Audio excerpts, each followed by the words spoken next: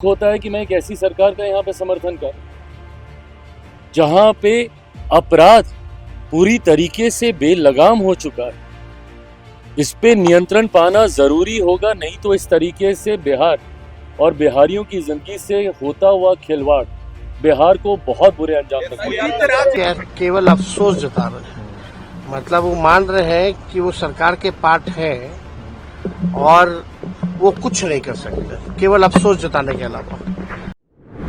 BJP के हनुमान चिराग पासवान अब हनुमान नहीं रहे, बल्कि अब वो बीजेपी का साथ छोड़ना चाहते हैं। क्या नजर नीतीश कुमार की मुख्यमंत्री कुर्सी है? चिराग पासवान और उनकी पार्टी के जरिए कई बार बयान दिए गए, जहां चिराग पासवान ने पहले कहा कि बिहार से चुनाव लड़ूंगा, फिर बयान में कहते हैं बिहार के लिए चुनाव लड़ूंगा, और उनकी ही पार्टी के जमुई से सांसद और उनके जीजा अरुण भारती कहते हैं हम चाहते हैं कि चिराग पासवान के चेहरे पर उनके नेतृत्व में चुनाव लड़ा जाए। बीजेपी अगर साथ नहीं देती है तो चिराग पासवान की लोक जनशक्ति पार्टी रामविलास इतनी सक्षम है कि 243 सीटों पर अकेले चुनाव लड़ने के लिए तैयार है। सभी सीटों पर चुनाव लड़ने का दावा चिराग पासवान की पार्टी के जरिए किया गया। अब यही चिराग पासवान है जो बीते दिनों इनकी ही पार्टी के खगड़िया के 38 नेताओं ने एक साथ इस्तीफा सौंप दिया। कोई पदाधिकारी, कोई कार्यकर्ता, कोई किसी पद पर मौजूद, इन सब ने मिलकर नाराजगी जताई और खगड़िया के एलजेपीआर के सांसद को लेकर लापरवाही का आरोप लगाया गया। कहा गया उनके पास समस्या लेके जाते हैं लेकिन वो सुनते नहीं हैं, और इसके साथ साथ चिराग पासवान की पूरी पार्टी को घेरा गया। और चुनाव से ठीक पहले एक साथ 38 नेताओं का इस्तीफा ये बताता है कि चिराग पासवान को अब बिहार में चुनाव से पहले तो कोई बड़ा कदम उठाना पड़ेगा, वरना पार्टी बिखरेगी और बीजेपी साथ नहीं देगी। बीजेपी ने तो साथ पशुपति पारस का भी नहीं दिया था, आपको आगे किया था, और इसलिए पशुपति पारस को एक भी सीटें नहीं दी गई लोकसभा चुनाव। पशुपति पारस ने अपने अहम में आकर बीजेपी से अपना गठबंधन तोड़ा, अलग हटे। अब विधानसभा चुनाव में उनकी साठगांठ आरजेडी के साथ देखी गई। अब चिराग पासवान के साथ भी वही बर्ताव देखा जा रहा है। इससे पहले मुकेश सहनी का भी जिक्र कर देते हैं। मुकेश सहनी ने भी विधानसभा का चुनाव बीजेपी के साथ मिलकर पिछला लड़ा था, लेकिन बीजेपी ने उनके ही विधायकों को छीन लिया और मुकेश सहनी बीजेपी से अलग हट गए। तो क्या अब बारी चिराग पासवान की है? क्योंकि चिराग पासवान ने एक बड़ा आरोप लगाया है। चिराग पासवान ने यह आरोप अपनी सरकार पर लगाया है। दरअसल बिहार में बढ़ते अपराध और बढ़ते अपराध में घिरते प्रदेश के मुख्यमंत्री नीतीश कुमार, जो बेसुध बताए जाते हैं, जो अस्वस्थ बताए जाते हैं, जिन्हें लेकर कहा जाता है कि नीतीश कुमार को तो अब मुख्यमंत्री बनने का सपना छोड़ ही देना चाहिए। आप 9 बार मुख्यमंत्री रहे, लेकिन इसका मतलब नहीं है कि 10वीं बार भी आपको ही बना दिया जाए। अब चिराग पासवान ने बढ़ते अपराध को लेकर गोपाल खेमका हत्याकांड मामले में अपनी सरकार को घेरा था और ये कहा था कि छानबीन होनी चाहिए, अपराध पर रोक लगाने के लिए कदम उठाया जाना चाहिए। एक बार फिर से अपराध को मुद्दा बनाते हुए चिराग पासवान ने नीतीश कुमार को घेरा है। ये पूरा वाक्य आपको सुनवाएंगे तो जरूर, लेकिन कुछ आप यहाँ पर देखिए क्या कुछ चिराग पासवान कहते हुए नजर आए। चिराग पासवान ने जो बयान दिया है, उनका ये कहना है कि सीधे सीधे तौर पर उन्हें शर्म आती है कि वो ऐसी सरकार का समर्थन करते हैं। इससे साफ अंदाजा लगाया जा सकता है कि चिराग पासवान गठबंधन में नाखुश हैं। ये कहा जाता है कि मुझे शर्म आती है कि मैं ऐसी सरकार का समर्थन कर रहा हूं जहां अपराध लगातार बढ़ते जा रहे हैं।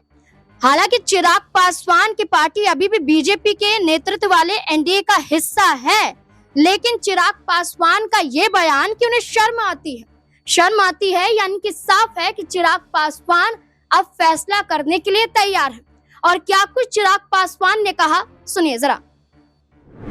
ये एक के बाद एक जिस तरीके से बिहार में आपराधिक घटनाओं की एक श्रृंखला सी बन गई है और प्रशासन पूरी तरीके से नतमस्तक दिख रहा है अपराधियों के सामने। ये बात सही है कि जो ये घटना घटी है, ये जितनी निंदनीय है, जितनी शर्मनाक है, कार्रवाई भी हुई, गिरफ्तारी भी हुई, पर पहली बात, ऐसी घटनाएं घट क्यों रही हैं? बिहार में जिस तरीके से हत्या, अपहरण, लूटमार, डकैती, बलात्कार, एक के बाद ऐसी श्रृंखला बन गई है, और अब तो ऐसा लग रहा है जैसे प्रशासन पूरी तरीके से नाकामयाब है इन घटनाओं को रोकने के लिए। और अगर ऐसे ही चलता रहा तो ये आने वाले दिनों में एक बहुत भयावह परिस्थिति उत्पन्न कर देगा हमारे प्रदेश के लिए। उत्पन्न हो चुकी है। जिन परिवारों ने अपनों को खोया उनका हालात पूछिए, जिन बच्चियों के साथ इस तरीके से दुष्कर्म हो रहा है उनके हालात पूछिए।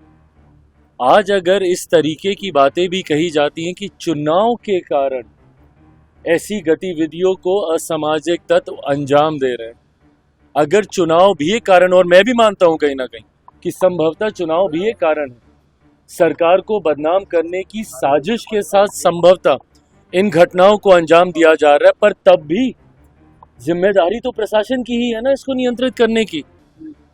कोई भी अपराधी आपके राज्य में आपराधिक घटनाओं को कैसे अंजाम दे रहा है प्रशासन के रहते हुए?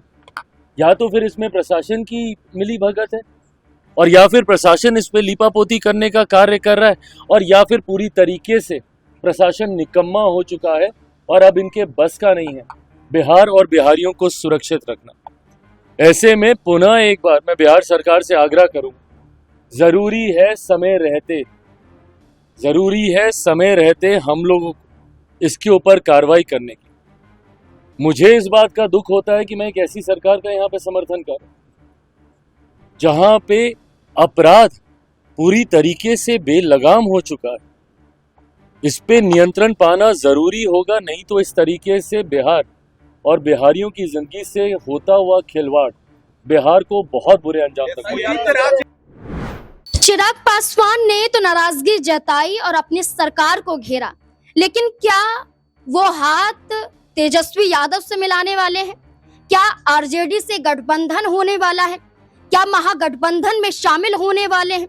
क्योंकि एक तरफ चिराग पासवान तो दूसरी तरफ तेजस्वी यादव ने भी खुलकर चिराग पासवान का समर्थन किया है और नीतीश कुमार को घेरा है। चिराग पासवान के लिए तेजस्वी यादव कहते हुए नजर आते हैं। अगर हम स्क्रीन पर नजर डालें तो साफ नजर आएगा कि क्या कुछ कहा गया। तेजस्वी यादव ने कहा कि सिर्फ बोलने या बयान देकर निकल जाने से कुछ नहीं होगा। उन्होंने सवाल उठाया कि आखिर हनुमान बने रहने की क्या मजबूरी है। देखिए, बड़े बड़े जो हेडलाइन है उसमें भी साफ तौर पर लिखा हुआ है कि हनुमान बने रहने की क्या मजबूरी है। जब आपके पिता रामविलास पासवान भी बीजेपी के हनुमान कहे जाते थे, लेकिन उनका अपमान बीजेपी ने ही किया, उन्हें घर से निकाला, उनकी तस्वीर तोड़ी, तब आपने कसम खाई थी कि जब तक बीजेपी को सबक नहीं सिखा देता हूं, आपने कसम खाई थी जब तक बीजेपी को बिहार से नहीं निकाल देता हूं तब तक चैन से बैठने वाला नहीं हूं। आज आप खुद ही बीजेपी के हनुमान बन गए हैं। तो तेजस्वी यादव ने चिराग पासवान को कहा कि अब आपको जरूरत नहीं है। उन्होंने आगे कहा कि जिनके पिता की तस्वीर को तोड़ा गया, जिनका घर छीना गया, जिनके पार्टी में लड़ाई करवाई गई, जिनके पार्टी का अस्तित्व मिटाया गया, पार्टी का सिंबल बंगला छीन लिया गया और पार्टी को दो भाग में कर दिया गया, फिर भी अगर वो हनुमान हैं तो आखिर ऐसी क्या मजबूरी है?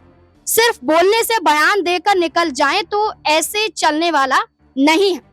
तेजस्वी यादव ने न सिर्फ चिराग पासवान के लिए कहा, बल्कि तेजस्वी यादव ने पूरी सरकार को भी घेरा और एसआईआर के मुद्दे पर बीजेपी और नीतीश कुमार को घेरते हुए कहा कि महाराष्ट्र के बाद अब बिहार में वही खेल होगा कि आप वोटर लिस्ट से कई नाम काट देंगे और फिर कहेंगे कि चुनाव आप जीत गए। यानी कि कहीं ना कहीं साठगांठ बताई जा रही है। और क्या कुछ तेजस्वी यादव कह रहे हैं, सुनिए जरा।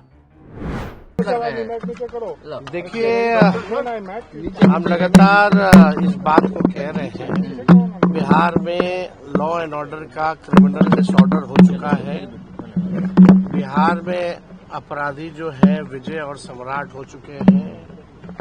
यहाँ सरकार अब चुने हुए प्रतिनिधि नहीं चला रहे हैं, बल्कि अब सरकार अपराधी ही चला रहे हैं, जो सच्चाई है।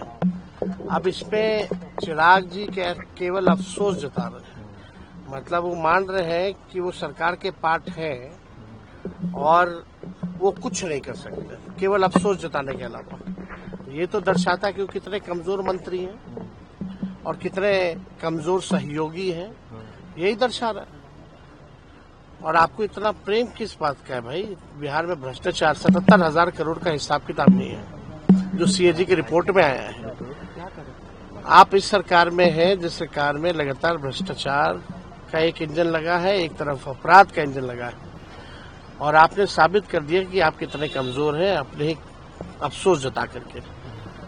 क्या कार्रवाई की आपने, क्या सलाह दी? यानी भ्रष्टाचार होता रहेगा, अपराध करते रहेंगे अपराधी, और आप जो है लेकिन कुर्सी नहीं छोड़िएगा। ये दिखाता है कि उनका मोह बिहार से कम है, कुर्सी से ज्यादा। जो है प्रेशर हो या ये हो, नवादा में भी फायरिंग हो गई।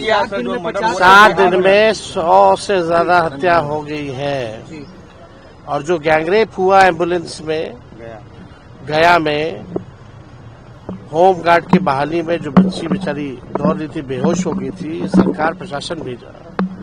इससे शर्मनाक चीज बिहार में नहीं हो सकती। सर लेकिन मांझी जी जो पीठ थपथपा रहे हैं कि में एकजुटता नहीं दिख रही है, सरकार सही से चल रहा है, 2005 के पहले का बता रहे हैं। कौन इन लोग को सुनता है भाई? न 3 में न 13 में कुछ बोलना बोलना।